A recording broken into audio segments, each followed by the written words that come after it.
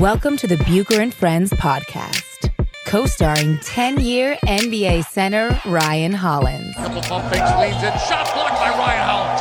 Hollins sent that into the third row. 6 rebounds and 8 assists. Hollins climbs the stairs. Down the floor. Ryan Hollins! He is the high jumper! That's what I want to see. Give me some gunpowder and throw the hammer down. And now, here is your host, Let's send it over to Ric Bucher. Ric Bucher.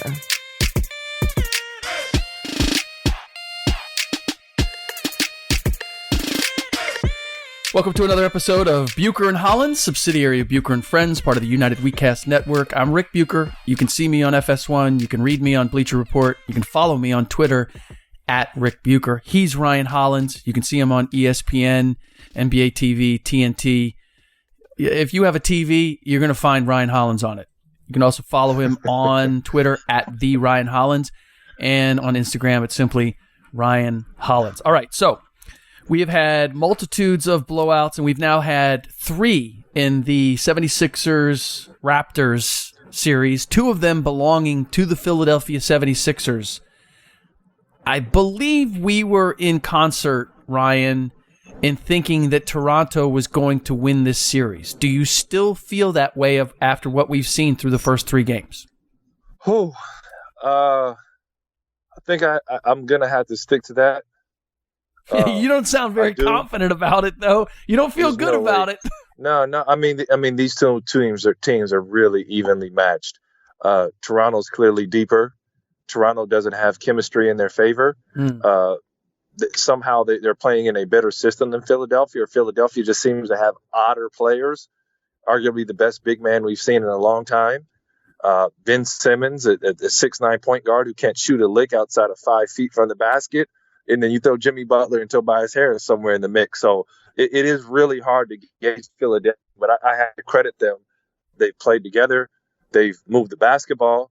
They're playing through Jimmy Butler rather than Ben Simmons tonight. And then with the floor spread out and where you have to guard them honest, Joel Embiid puts on a show, man. So it's really hard to gauge. But you do have to understand Game 7 is in Toronto. And the nod that I would give is no disrespect to Philadelphia. Just, hey, you got to go on the road to go win it. But it's a real hard give, Rick. I'm not screaming from the mountaintops on this one. Yeah, I suppose the biggest surprise here, and certainly not that Joel Embiid is doing what he's doing, but that Marc Gasol and Serge Ibaka are doing or not doing what they're capable of doing. Marc Gasol, these last 2 games, especially with Embiid compromised in Game 2, came up small. And he came up small again in this one. And if there's anybody that's built to compete against Embiid, it would be, I would think, it would be Marc Gasol. You as a fellow big man, what do you make of what we're seeing from the younger Gasol brother so far in this series? I don't solely put this on Mark. I thought he did a good job leaning on Joel in Game 1. But what happened is Joel started to play in space. He played from the 3-point line. He got out in transition, caught something off of a trail look, which means he's coming from the half court in. And he kind of made Mark have to move his feet, because what you have to understand, Joel Embiid is a really big individual. What makes him special is his footwork and his mobility. So he's kind of like, you know what, Mark, I'm more mobile than you. Let me move and let me see if you can guard me in space and in a team concept.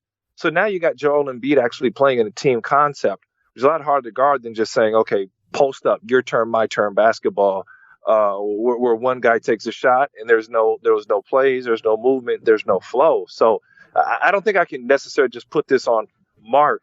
But Mark will have to be more aggressive on the offensive end. Yes.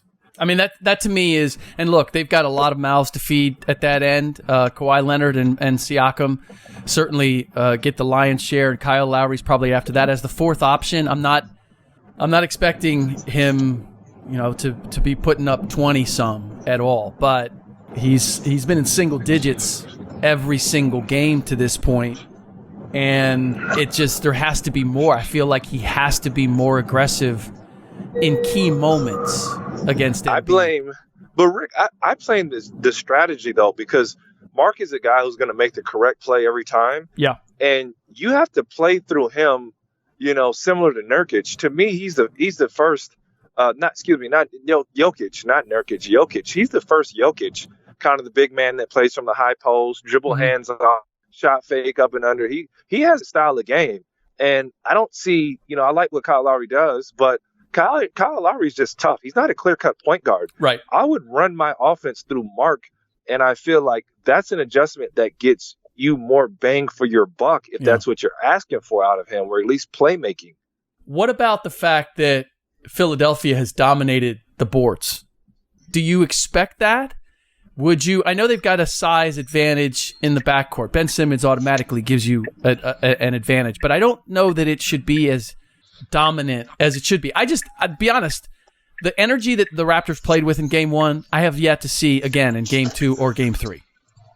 Bro, the thing about Philly is that is their advantage, and it's not just been some. They're literally bigger than every team in the league at every position. I'd be interested just to see how they match up, but I think they're bigger, like literally all around, and that's how they play. If you've seen Philly in person and you see them compared to other NBA teams, it's ridiculous. And kind of whoever has the small guy on them just runs to the post and post up. Yeah. That's the way that they've kind of been playing through the season, and they've had to get away from that in the playoffs, and they spread the ball. And when they spread the basketball around, you realize how big they are. It's not just them playing bully ball. Their size comes into play in a team concept where you have to rebound, you have to cut, you defend, you fight through screens, and then a guy has a rebounding advantage. Yeah.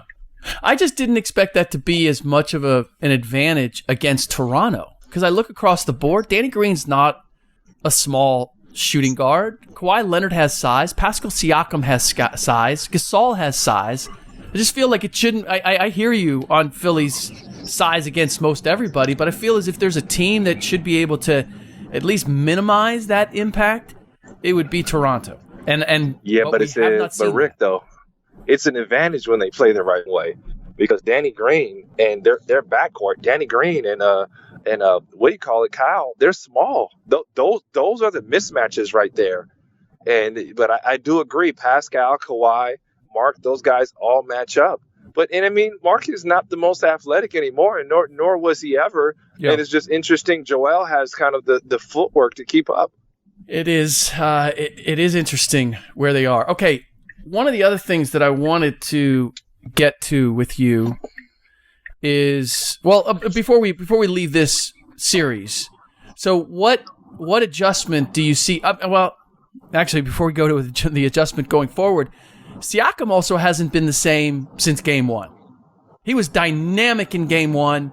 I mean, his numbers are good, but I feel as if his efficiency, they're leaving him open to shoot the three, and I feel as if he has not shot that quite the same way as he did in Game 1. He was 0 for 3 in Game 3, and I feel like he missed a number of open shots in Game 2. Have they figured something out, or is this just a young guy in his first major test in the playoffs finding his way? Sometimes your best offense, bro, and you know this, Rick, is your best defense, is your offense, better yet. And the one thing Philly is they're more efficient in the half court. They're actually moving the ball. They're making you work. You have to respect what they're doing. And for a guy like Pascal, when you take a good shot, it takes him out of transition. And he's lightning in transition. And obviously, if you're going to pick your poison, he's got to show you from outside. And now he doesn't have the confidence of knocking down a layup or two, making, a cut to the basket, making a great play. And that momentum is gone for a young player. Not to mention, like you said, they're big enough he can't just bully his way to the basket. So you really limit Pascal when you don't let him get out and use his speed and his length and his quickness. So what do you see? Is it let's play through Gasol? Let's take Kyle off the ball as the, solution or wrinkle that could change the dynamic of this series? Is there anything else that you'd like to see Toronto try? I think they have to play through Mark.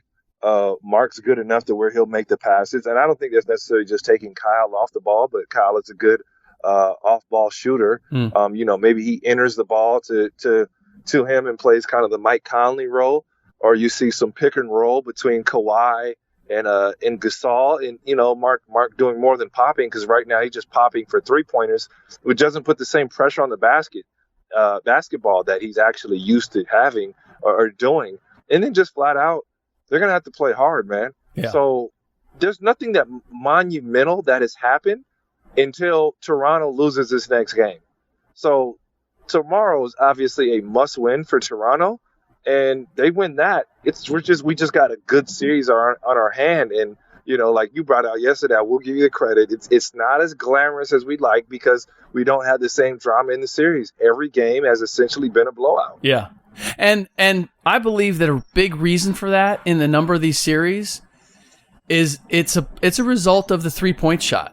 The 3-point shot is what causes these wild swings, because people can score in a hurry, but they also try to combat in a hurry. And if you're not making threes, then you're ending up with long rebounds and runouts, and it tilts things in both directions. I also had somebody who suggested to me that there's a different mindset in today's game, whether it's with coaches or players, that when a game gets out of hand, there is less attempt to fight back in it. And it's more like, let me save my ammo for the next day. Do you give that idea any credence? I mean, obviously we saw the Clippers make a comeback against the Warriors in the first round from a big deficit. But we have, and across the board, we have seen big deficits. I certainly believe that the 3-point shot has created these wild swings. But I wonder if you buy into the idea that people are cashing in their chips, or they're calling it a day a little sooner than in previous decades when we had fighting tooth and nail no matter what the score was. No, it's not just a wild idea, Rick. It's very true. And I remember in Boston, that's something that we would do. We went 6 games with Atlanta, we went 7 with Philadelphia, we went 7 with the Heat, and there's certain games where you just come out and it's like, all right, dude, they're rolling. They got the crowd behind them. They're excited. They're pumped up. This is their game. Let them have it, okay? But we come back with an adjustment, see what they did well, and now that's why NBA basketball, playoff basketball, is the best basketball in the entire planet. Obviously the best sport in the game, and that's not just an opinion, because now you see the chess game behind it, Rick, and I think it's just special, man. And then you see who shows up and has big moments, and then as we name these stars show up because we see these dudes show out against adjustments. That's what makes the LeBrons, the KDs, the Stephs so special. They burn every coverage, bro. Yeah, it's literally impossible to do, Rick. And they burn new coverages designed just to take away what they were effective in the previous game. I agree with you 100%. That's where you find out. That's why there's so much value with getting young players and a young team to the playoffs so they can experience that, because that's really the only way you find out just whether guys can perform at that level, whether they can recreate themselves on the fly in the postseason when somebody has an opportunity to really drill down and focus on what they do best and take it away. And you don't get that during the regular season, because for all the game planning and all of that, it's not to the same level. If you had to, and I think I know your answer, but if you had to pick between Ben Simmons and Joel Embiid, if you said, you know what, this isn't an ideal, and do we agree that this is not a combo that is built to win you championships? Is that fair? No, I mean, there would be no reason to bring in Jimmy Butler then. Right. There'd be no reason to go run out and scramble and get Tobias Harris. And obviously those two, Ben Simmons is like, he's your best, worst, he's your dream and your nightmare, bro, in the same breath, because you go, golly, I got to change everything I'm doing around this guy. He can't shoot the basketball. Yeah. And then he makes certain plays and he just makes the defense look absolutely, helpless at times. So it's a really odd scenario. We've honestly haven't seen too much like it. I can almost compare him to like a 6'9" Rajon Rondo right now. You know what I'm saying? Yeah. So it's intriguing, Rick. So with that in mind, and I only bring this up because mainly because of Embiid's health. At his age, when he's already missing games because of knee soreness and a variety of things, if you had to pick between Simmons and Embiid going forward to build around, if you're going to say, look, this is not a combo that's going to work, so we're going to pick one and we're going to move on from the other.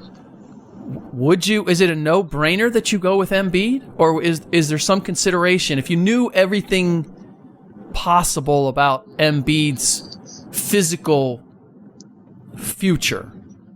Is there a way that you would say that's a bad bet, I'm going to go with Simmons? So I'll share this with you. That Philadelphia front office, the reason that they went forward and they loaded up in the way that they have this year, kind of gone all in with two guys who essentially haven't even committed to be there next season, and Jimmy Butler and Tobias Harris, is because they don't know what tomorrow has to offer for Joel Embiid. They don't know. He already had health issues coming into the league. You don't know what this guy is going to end up being. And at a time where he's absolutely got to be healthy and be on the floor, he's missing games. Yep. So they know this might not be here for a very long time. And trust me, for a young guy to be missing playoff games, man, that's a big deal, Rick. It's a red flag. It certainly is. It is alarming. No doubt about that. Okay. One of the other teams that is bona fide title contender, the Golden State Warriors. Yeah, we've talked about it, and I've only seen more evidence of the same in terms of KD and his future and him going elsewhere. I don't know that I've asked you this, but I teased it in the previous podcast, so I'm going to ask you now. If KD leaves the Golden State Warriors, are they still title contenders without a significant addition? Yeah, of course, man. I still favor them. There's a style of play. There's chemistry there. I think that the bigger issue would be Draymond Green leaving. And you got to understand, when you lose KD, you still are going to have your pick of free agents. Let's not throw out that Jimmy Butler could go out and join the Warriors. You know what I'm saying? KD leaves, Jimmy Butler could go, shoot, man, I need a ring. Let me slide in over there. Do you think he would come on a short-term deal that was less than max? Man, guys want to win, bro.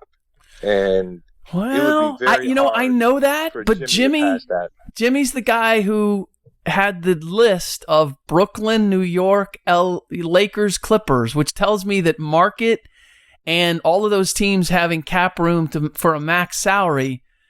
What it tells me is that Jimmy may want to win. I don't question that, but he wants to get paid and he wants to be in the city of his choice, as in a major one on one coast or the other. And that, based on that report, that's more than anything, that's what makes me question whether he would make that move. I also have to look to see if they would have, because they have cap holds on Clay. I mean, they do have like 8. I think there's 8 free agents, at least 7 free agents, but the only one with a contract of any note would be Klay Thompson's, other than KD's, obviously. And so they would have to renounce KD, but Klay would still be a cap hold. I'm not sure that even if they renounced everybody, that they'd necessarily have the space for a max deal. I'd have to look at that. And that's why I say with Jimmy, and even all things considered, I don't see them maxing him out. Like, you couldn't go and get Jimmy Butler, and you would know this better. The dynamics of a team. Just imagine they go and get Jimmy Butler, but they pay him more than they've paid Klay Thompson. You couldn't do that, right? No, you couldn't. But there's leeway there where the team that's winning, the team that has a chance to get a championship, is going to get that discount. We saw it in San Antonio. We saw the Lakers pull it off when they rolled. We've seen even guys that, when LeBron was rolling, make sacrifices to play there. The Miami Heat did it. So it's not far-fetched that the Golden State Warriors would be able to pull that type of move if Kevin Durant leaves, and it's looking like it's likely that he's going to be gone. So I don't rule that out, Rick. Not even close. Okay, but let's say they don't. Let's say they don't fill that gap, and they are just who they are. Then how do you feel about them? They'll have a deeper bench. I still like them. I flat out, I'm telling you, I still like them. I still like the Warriors. What about Houston? Is this their last best chance? Man, their best chance was last year. I mean, just the reality, Chris Paul he's not the same Chris Paul, man. And I thought he gave it everything he had. There's nothing physically left there. He can't score at the same level. While Harden has essentially leveled up and gotten better, they just need help around him. And now they're stuck with him, man. They're stuck with Chris Paul. So Chris is still intelligent. He can, make heady plays. But, dude, he was scoring he put on a show last year, man. And we just haven't seen the same Chris. The guy who has disappointed me the most in that series has been Clint Capella. Because I thought he was going to present a riddle for the Warriors that they didn't necessarily have an answer for with their bigs, and that was going to put them in a bind in how they used Draymond Green. And he simply has not. I've not been impressed with his hands. I haven't been impressed with his decision making. It's the Warriors have found a way to make him very uncomfortable, and he hasn't responded. Did you know this about him? Am I just late to the party, or is this something that the Warriors have exposed and exploited that maybe during the regular season wasn't that apparent? Well, the one thing, before you get to Clint Capella, they've gone after James Harden. They've guarded him straight up. They've been very aggressive with him. They've forced him to make plays. And offensively, Kevin Durant is on another level right now. So yes. Clint Capella doesn't have the same opportunities to protect the rim and finish and do those things. I agree. He's got to be more aggressive at the rim. He's got to be able to catch and finish and kind of come down and make a play where normally he's just catching lobs or getting big rebounds. So the Warriors are pressing him to have to do a little bit more than he's comfortable with. Yeah.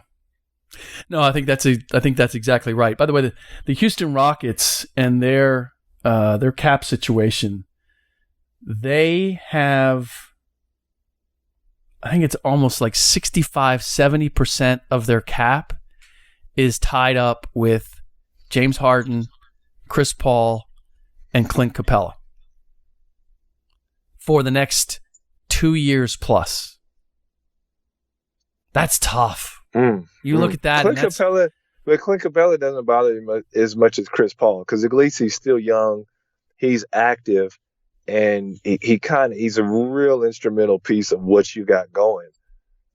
It's just tough. You're not going to get the games out of Chris, and it appears just from last year, he's not the same guy. Clint has always been a complementary piece. I've never looked at him to be a star. I've looked at him to be a star in his role. No, I get that, and they actually have him at a decent number as far as what his role is. So I get that. I'm looking at that as your quote unquote big three, and it doesn't scare me at that point. At this point, and you're right with Chris Paul. Chris Paul accounts for almost 30% of their cap space. Yeah, and that's why James Harden is my MVP. That man, in spite of all, has put on a show. Yeah. No, it's a very good point. All right. I'm trying to think if there's anything else that we need to get to when it comes to the postseason. What are you expecting Game 4, Bucks and Celtics? What should we look for? Boston didn't play that hard. They just got outworked last game. There's not too much special there. They've got to hunker down on Chris Middleton and respect him. Yeah. He hit some really tough shots, but that's what Chris Middleton does. So I believe Boston takes it. The respect will have to be there, and they're going to have that home crowd behind them. And, when you come off the road and your goal is just to get one game, they did what they were supposed to do, man. So they took care of business. Yeah. I'm a bit amazed, and we've seen this consistently from teams, that they come out like gangbusters in game one, and they relax in game two in a way, maybe because they've been blowouts for the most part, it's just human nature. I know players say all the time that, they separate, no game carries over. Tell me the truth, Ryan. Games carry over. If you run a team in one game, you're not coming with a clean slate the next game. There has to be. It's human. It's natural that you think that it's just difficult to get yourself up to the same level of apprehension for that team after you've rolled over them. Not always, man. It's the playoffs. Those adjustments are going to be there. I guess it depends on the team, right? Sometimes if you're a veteran team, your game plan is to make a guy beat you, and he beats you. So hey, hats off. No. Hats off. But I get that with veteran teams. But I'm saying that's part of, I didn't plan on, PJ Tucker scoring 18 points and grabbing 50-50 balls and having 5 steals. Hats off, man. Houston, you beat me, because now I created opportunities for those other guys. So sometimes that happens, and you go, okay, box him out, guard him. And the games get tighter and tighter as they go along. The one series we haven't talked a whole lot about, Portland and Denver. Because it's the worst series going on right now. And it's the happiest thing in place on the planet for Portland. Portland better make something of this. Yeah. This if they've ever had an opportunity to get to the conference finals, this is it, right? This is it. Yeah. This is it. No, I'm with you on that. Maurice Harkless has a sprained ankle. How much of that is how much of a setback is that for them? Sprained ankle better not be nothing, man. You ice that thing. You make sure there's no swelling in there, and you get out and play. Yeah. And Enes Kanter, how impressed are you with what he's done in this particular series? Because I felt like when he, and in fact I know, when he went to New York, he kind of became a star there, and I feel like he got distracted. But it is a little weird that he was in New York and kind of became unwanted there, and he's coming to Portland, and he's had a big effect. There's no doubt about it. They wouldn't be where they are having lost Nurkic without Enes Kanter and what he's done. No, Enes has played really well. He is who he is, and they needed a post who could score. Hopefully it was supposed to be off the bench, but he's playing some started minutes. But I don't think his game hasn't changed too much. He's not a good pick and roll defender. He can score, and he's a monster down low, and he's a warrior to play with that shoulder. You got to give the guy his credit, but he is who he is. Yeah. All right. That does it for this episode of Bucher and Holland, subsidiary Bucher and Friends, part of the United WeCast Network. Keep in mind, we only need a couple more ratings, and then we will give away our next prize. So go to iTunes or wherever you get your podcast. All you got to do is punch the stars, however many stars you want to give us, and leave a comment if you will. We'd love to hear from you, but if not, just screenshot the stars and send it to @BucherFriends, and you will be eligible to win some prizes. And check out @BucherFriends, and you'll see what the swag is that is available for this drawing. All right, that does it for Ryan and myself. In the next podcast, Will Blackman will be joining me. We will break down NBA playoff stuff, as well as the continued fallout from the NFL draft. Haven't talked about who had ultimately the best NFL draft. Is it the New England Patriots? Is it the Indianapolis Colts? Who is the leader in the AFC? We'll have all that and more with Will. In the meantime, as always, thanks for listening.